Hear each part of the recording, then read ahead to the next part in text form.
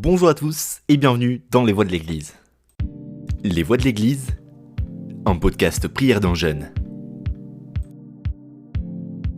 Dans un monde où la technologie et la spiritualité semblent souvent s'opposer, un jeune homme a tracé un chemin lumineux entre le ciel et Internet. Rejoignez-moi dans cet épisode spécial des Voix de l'Église où nous célébrerons ensemble la vie et l'héritage de Carlo Acutis, le jeune béatifié dont la canonisation approche à grands pas. Découvrez comment Carlo, surnommé le geek de Dieu, a utilisé son talent pour connecter les gens avec la foi chrétienne à travers Internet. Et comment, même après sa mort, son message continue d'inspirer des millions de personnes.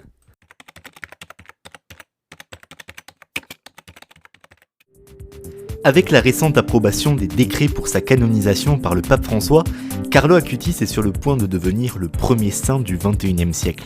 Un miracle attribué à son intercession a été reconnu, consolidant sa réputation de faiseur de miracles dans notre ère numérique.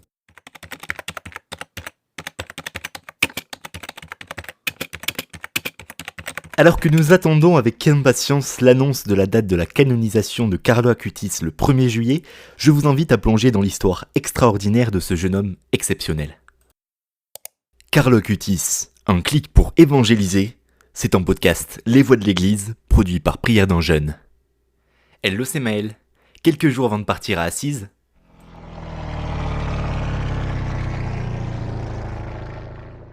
Bon, oui, j'avoue, je n'y suis pas allé en avion, mais en bus. Bon, sérieusement, ma mamie m'a fait découvrir le personnage de Carlo Acutis, et celui-ci m'a vraiment intrigué. Celui qui est désormais un modèle pour moi et maintenant à quelques pas de devenir saint. J'ai passé une semaine en Italie à Assise à marcher sur les pas de Saint François, personnage sur lequel je reviendrai d'ailleurs dans un prochain épisode. Sainte-Claire et le bienheureux Carlo Acutis. Bon, déjà pendant le séjour, j'étais comme absorbé dans la bulle de la sainteté. Mais je ne vous parle même pas de la difficulté que ça a été pour redescendre les pieds sur terre, lors de mon retour en France. J'y ai vu plein de signes, et cela m'a poussé à faire comme lui en créant Prière d'un jeune. Je vous en reparle tout à l'heure. Allez, envoyez le jingle.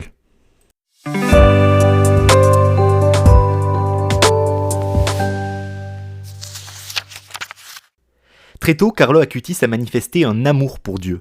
Né en 1991 en Angleterre, il est issu d'une famille aisée et vit à Milan durant toute son enfance. Passionné par tout ce qui touche au domaine de l'informatique, celui-ci a usé de ses capacités pour évangéliser, et ce notamment grâce au site web de sa paroisse milanaise dont il gère la création, puis avec d'autres initiatives. Mais alors qu'il se nourrit de l'adoration et de l'eucharistie quotidienne, il est atteint d'une leucémie foudroyante et meurt à l'âge de 15 ans. Son témoignage se répand partout dans le monde rapidement, et on sait aujourd'hui à quel point il est important de l'avoir comme symbole. Celui qui en 2018 a été proclamé vénérable repose à Assise au sein de la basilique Saint-François d'Assise, et j'ai d'ailleurs eu l'occasion de me recueillir devant lui, et je peux vous assurer que cela fait quelque chose. Toute sa vie, il a cherché à rester fidèle à sa foi et à en témoigner auprès de ses camarades. Vous l'aurez compris, après être devenu bienheureux en 2020, il s'apprête à être canonisé. Bon, en gros, il devient saint. Quand on devient saint, on a fait des miracles. Bien évidemment, il fallait que l'Église en reconnaisse un deuxième. Chose faite. J'ai appris la nouvelle en rentrant du lycée, et cela m'a plu et réjoui. À Rome, le dicaster pour les causes des saints a ainsi étudié une guérison jugée miraculeuse d'une jeune costaricaine qui était venue faire ses études à Florence en 2018. Le 2 juillet 2022, l'adolescente aurait fait, selon le dicaster, qui est une sorte de tribunal rattaché au pape, une chute en vélo dans une rue de Florence, générant un traumatisme crânien très grave. Conduite à l'hôpital, la jeune femme a subi une première opération d'urgence. Le jour même de l'accident, la mère de celle-ci a commencé à prier le bienheureux Carlo Acutis pour demander d'intercéder pour la guérison de sa fille. Et bien le 8 juillet, elle s'est aussi rendue en pèlerinage à Assise afin de prier sur la tombe du bienheureux dont le corps est exposé derrière une vitre. Puis tout a commencé à rentrer dans l'ordre pour elle. Mais alors, quel est l'impact de Carlo Acutis sur le monde aujourd'hui ? Eh bien, on peut d'abord évoquer l'exposition virtuelle, avec les informations d'Aletheia. En 2002, lors d'un pèlerinage avec sa famille à Lanciano en Italie, il est particulièrement touché par l'histoire du miracle eucharistique qui s'y est produit au 8e siècle. De là lui vient l'idée de créer une exposition numérique pour répertorier les plus grands miracles eucharistiques à travers le monde. Sa mère, Antonia Salzano, raconte: Carlo était certain que grâce à ces miracles, les jeunes se rendraient compte que dans le pain et le vin consacré, il y a le corps et le sang du Christ, qu'il n'y a rien de symbolique. L'Eucharistie est mon autoroute vers le ciel. Cette phrase est une très belle façon de signifier son amour fou pour l'Eucharistie, elle qui était au centre de sa vie. Lui voulait communiquer cet amour ardent à ses amis, à son entourage et aux jeunes à qui il faisait le catéchisme. Il a fallu 4 ans pour achever cette exposition détaillée qui raconte l'histoire de 136 miracles. Cette œuvre monumentale a été présentée pour la première fois le 4 octobre 2006 dans une église située dans le centre historique de Rome. Cependant, Carlo Acutis n'a pas pu y assister. À ce moment précis, il est hospitalisé près de Milan. Ce qui semblait être une grippe sévère s'est révélé être une leucémie fulgurante. Carlo est décédé quelques jours plus tard, le 12 octobre, à l'âge de seulement 15 ans. Alors que son travail sur les miracles eucharistiques touchait à sa fin et commençait à porter ses fruits, son créateur disparaissait. Néanmoins, la mort de Carlo n'a pas marqué la fin de son exposition. Au contraire, son travail a été diffusé dans le monde entier. Son travail rigoureux a immédiatement suscité des réactions positives et un grand intérêt. Le profil de l'auteur et le sujet de l'exposition ont captivé tout le monde. Par la suite, de nombreux visiteurs ont affirmé qu'ils vivaient désormais l'Eucharistie avec une conscience renouvelée. De façon surprenante, les diocèses italiens ont commencé à se disputer son travail et son succès a rapidement grandi dans toute l'Italie. C'est une preuve de la puissance de Dieu. Quand il veut quelque chose, il ouvre des voies inattendues, confie Antonia Salzano, la mère de Carlo Acutis, à Aletheia. Aujourd'hui, l'exposition jouit d'un succès international et continue de renouveler la foi et de convertir les pèlerins et les passants qui la visitent. Elle a été accueillie dans un grand nombre de paroisses à travers de nombreux pays tels que le Japon, la Chine, l'Inde, le Sri Lanka et le Canada.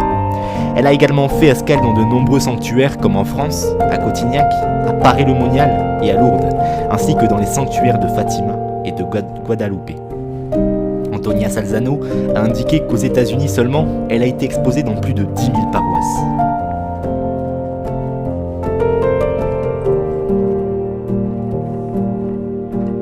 Ces dernières années, le phénomène Acutis n'a fait que croître de manière exponentielle. Des écoles, des paroisses et des sanctuaires se sont intéressés à sa vie et l'ont proposé comme modèle de sainteté à suivre.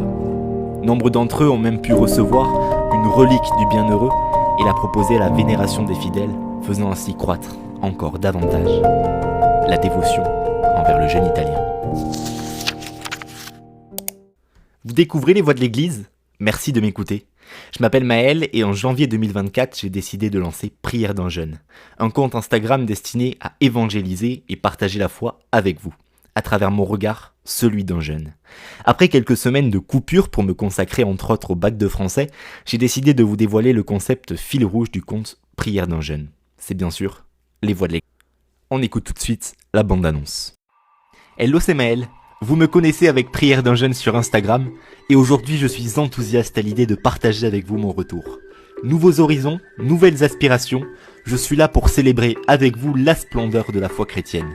Je vous présente Les Voix de l'Église, le fer de lance de Prière d'un jeune, en partenariat avec Hosanna. Avec Les Voix de l'Église, préparez-vous à redécouvrir l'Église sous une lumière inédite. Des interviews avec ceux qui animent l'Église au quotidien, des réels et des publications répondant à vos interrogations de jeunes croyants, des instants précieux sur ma vie de jeune chrétien et surtout en podcast pour tisser des liens profonds. La voix de l'Église résonne et vous aussi, dans vos paroisses, dans vos diocèses, sur les réseaux, vous êtes les ambassadeurs de l'Église. Alors rejoignez Prière d'un jeune pour explorer la foi à travers le regard d'un jeune et amplifier ensemble les voix de l'Église. Et dans la suite de l'épisode, et c'est comme ça que vont s'organiser les prochains formats des épisodes, je vous propose à travers 3 chroniques de poser votre regard sur le monde. Un point sur l'actualité, dont Les Voix du Monde, une rubrique culture qui sera présentée aujourd'hui par Nicolas de Fais-nous la lecture. Je vous en parle dans quelques instants. Mais alors, il en manque une. Ah, l'on connaît bien le hâte de Denis Brognard. On évoque tout de suite le rayonnement des saints et notamment à travers Akero.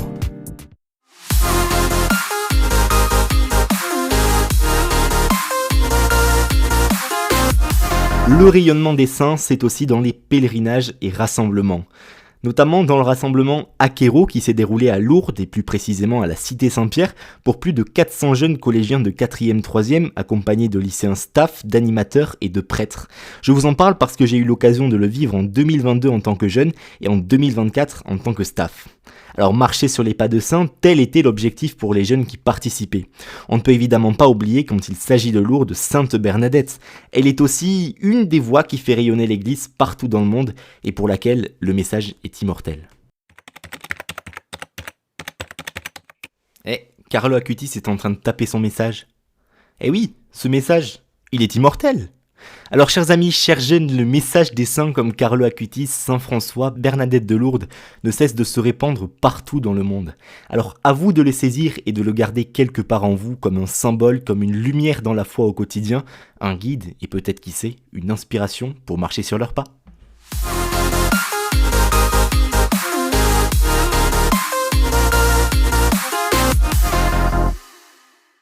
Dans les voies de l'Église, c'est aussi un regard sur l'évolution du monde et de notre société que l'on va porter ensemble.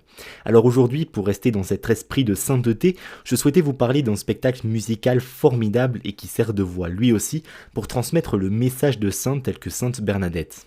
Son histoire est ainsi racontée et voici ce qui est dit sur le spectacle.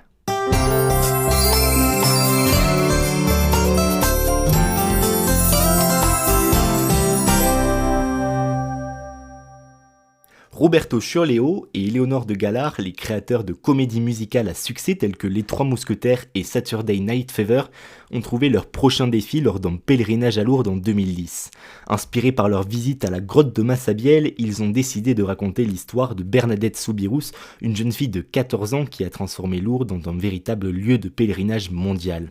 Pour réussir cette mission, ils ont choisi de travailler en étroite collaboration avec l'Église. Une aventure humaine commence, mais le défi est immense. La solution vient ainsi comme une évidence, il faut travailler en unisson avec elle. Aujourd'hui, alors que la tournée se termine, ils poseront leurs valises une dernière fois au Dôme de Paris. Ils ont encore quelques dates pour cette production, le 21 juin 2024 à 15h, le 22 juin à 15h et 20h, le 23 juin à 2024 à 14h et 18h. Ces représentations seront les dernières avant leur retour à Lourdes pour l'été 2025. Pour être au cœur de l'histoire, le spectacle musical prend résidence à Lourdes 6 mois par an et pour cela, la production aménage entièrement la salle Robert Hossein de près de 1500 places. L'espace est fait pour accueillir un nombre de personnes handicapées ou alitées. Vous l'aurez compris, ne manquez pas cette occasion unique de découvrir leur travail et l'histoire incroyable de Bernadette de Lourdes, qu'elle soit au Dôme de Paris ou bien à l'espace Robert Hossein en 2025.